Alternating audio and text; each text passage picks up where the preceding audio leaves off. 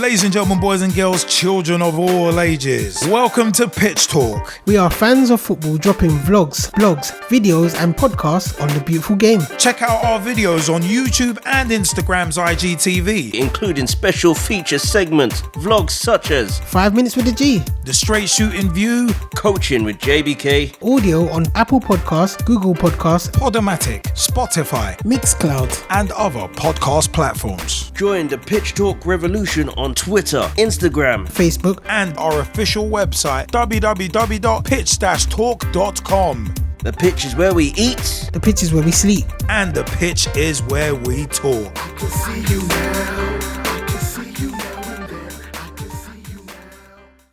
Welcome to Coaching with JBK.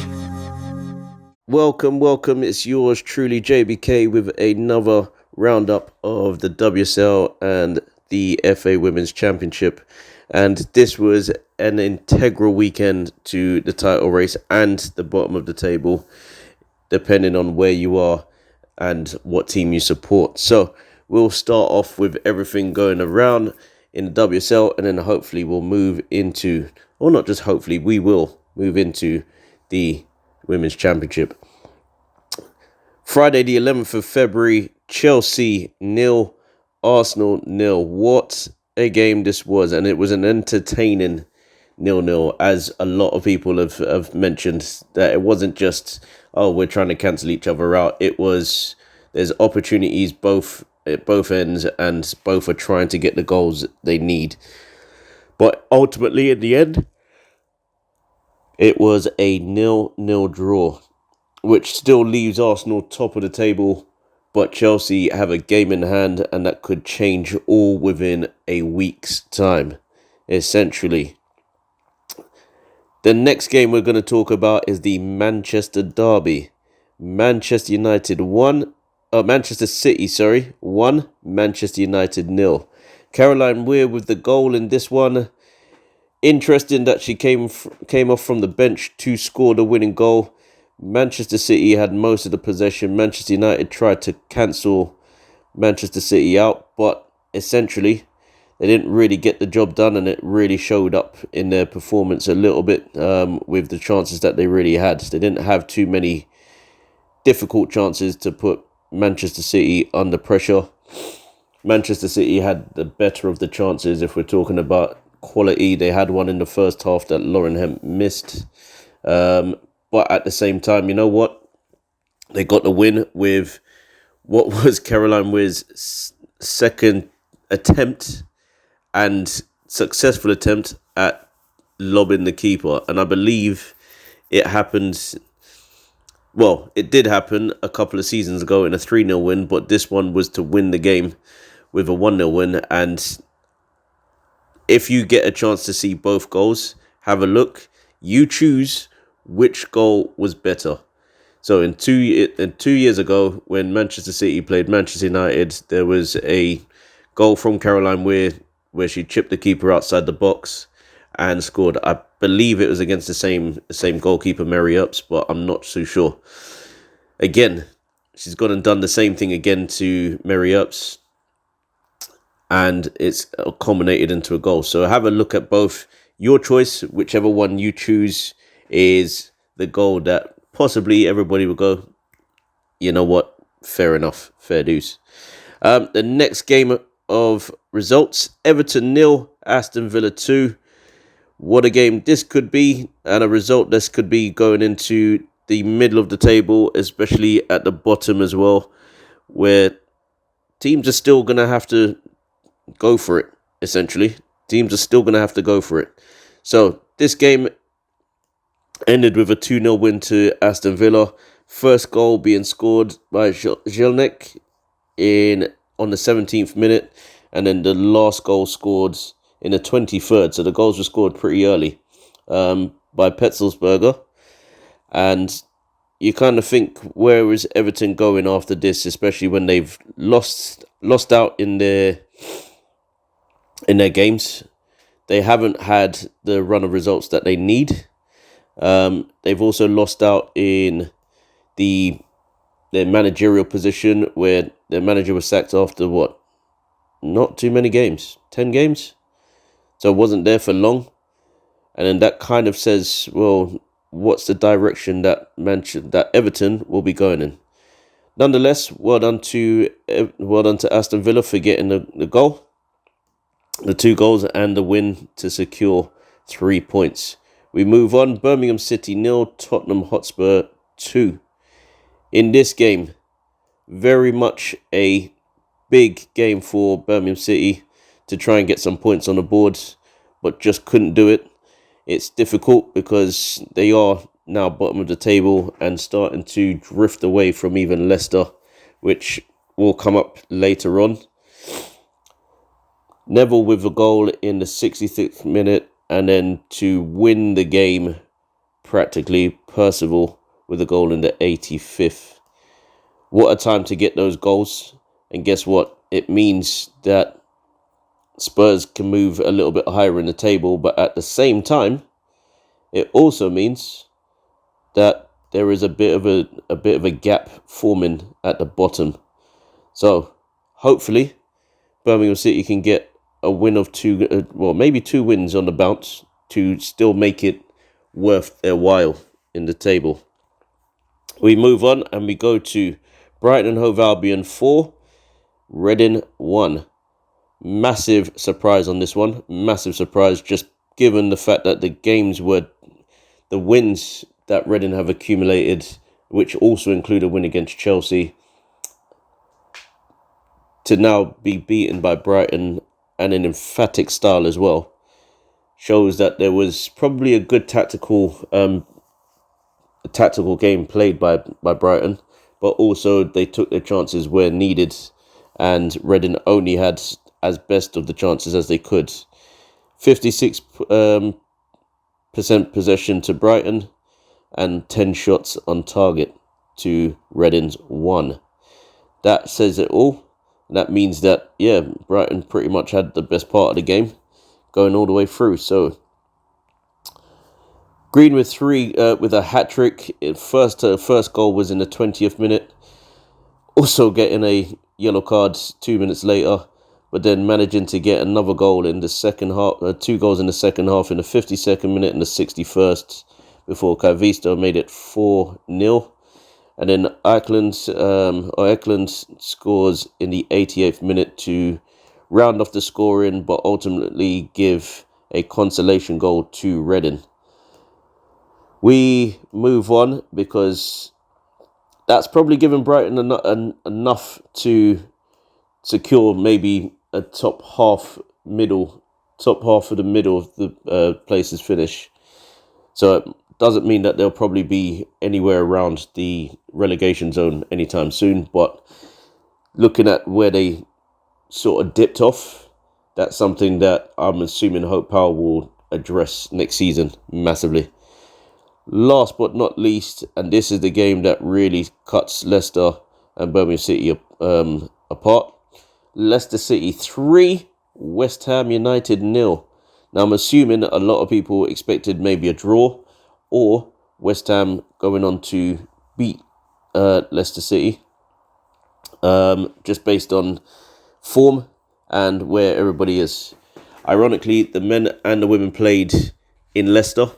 So Leicester City's men had a 2-2 draw with West Ham, but on this occasion, the Leicester City women managed to get the win over West Ham ladies or women. Flint with the first goal in the 2nd minute, Plumtree with the next goal in the 9th minute, and then Gregory with a goal with 40 minutes to go. West Ham did obviously have chances.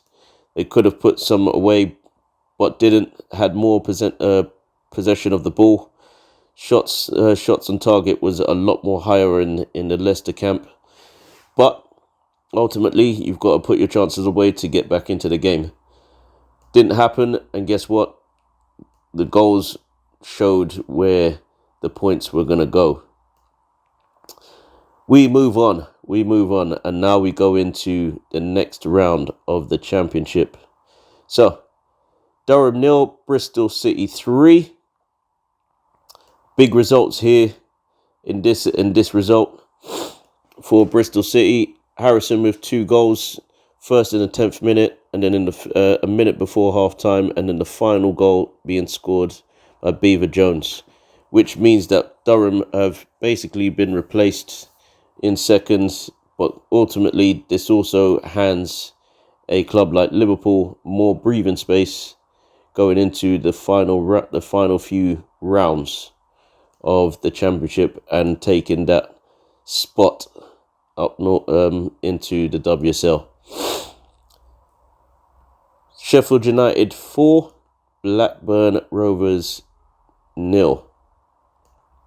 Big game for this one. First goal was scored in the 6th minute, but which was an own goal. Richards with the goal. Unfortunate to start off with. No goals were scored after that. But Robert with a goal in the 47th. Lord Mears was with a goal in the 66th. And to round it all off, Watson with a goal in the 88th. What a time to get these goals. Tough on Blackburn because, again, if you look at it, it's a middle-of-the-table clash. And Sheffield United ran out in this one. Ideally, and I'd hate to say it, comfortably. Unfortunate, but again, you keep going. You see where you can get. Can you change the performances of yesteryear, basically, or of the weeks previous? Hopefully they can, and it will be a big one for them. Coventry United 1, Charlton Athletic 1. Wow, what a result this was. Now, the reason why I bring that up is because of everything that has happened with Coventry United and the fact that Charlton are doing so well in the table as well. The first goal being scored by Hughes for Charlton, and then all of a sudden Wilkinson gets a goal in the 88th minute to equalise, to make sure that the team from Coventry get a point and might be able to start their resurgence back into the relegation fight. We move on.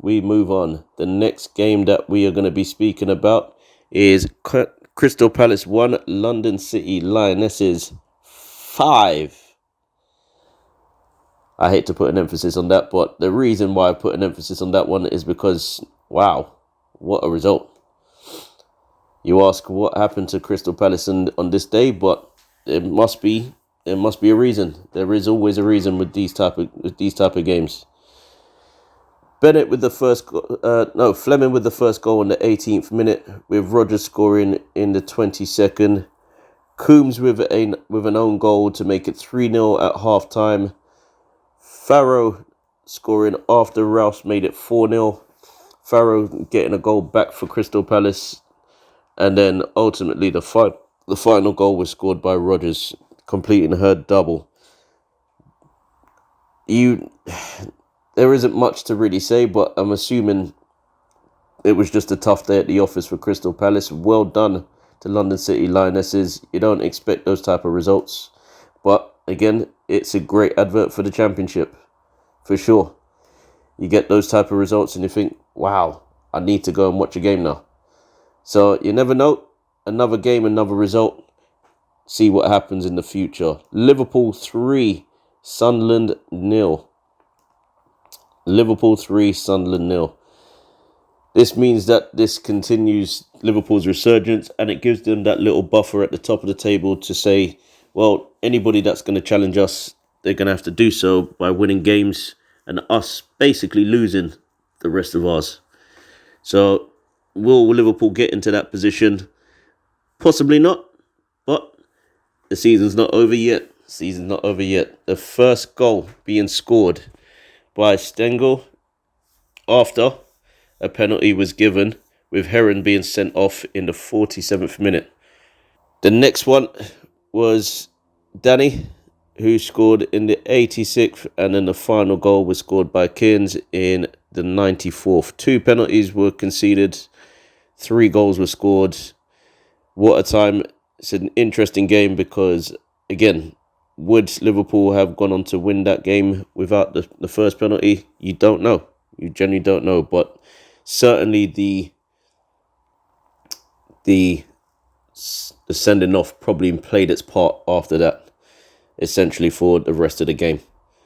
With 2 goals being scored in the final 10 minutes of the game, essentially, with added on time, you kind of know, you know what, that's game, set and match. Final result, Watford 0, Lewis 2. So, with the team second from bottom, not getting us a result, Tim's with the goal in the 21st minute, and then Hazard in the second half with a goal in the 69th minute, which means that Lewis take all 3 points home from Watford. Tough for not just for Watford, but also for anyone looking to get above and away from the relegation zone. It's been a lovely chance just to round up the results for you today. Yours truly has been inspired by the results of this weekend. And I know that it's Valentine's Day today, so if you're in love with football or have a love and a passion for the game, guess what? Try and watch a game as much as possible today. You never know, it might just be your highlights game. It might just be one of those where you just spend a bit of time just getting to know the game all over again. Have time, spend time, enjoy the time. Yours truly is about to go. I'm out. Peace. Join the Pitch Talk revolution. Check out the official Pitch Talk website. www.pitch-talk.com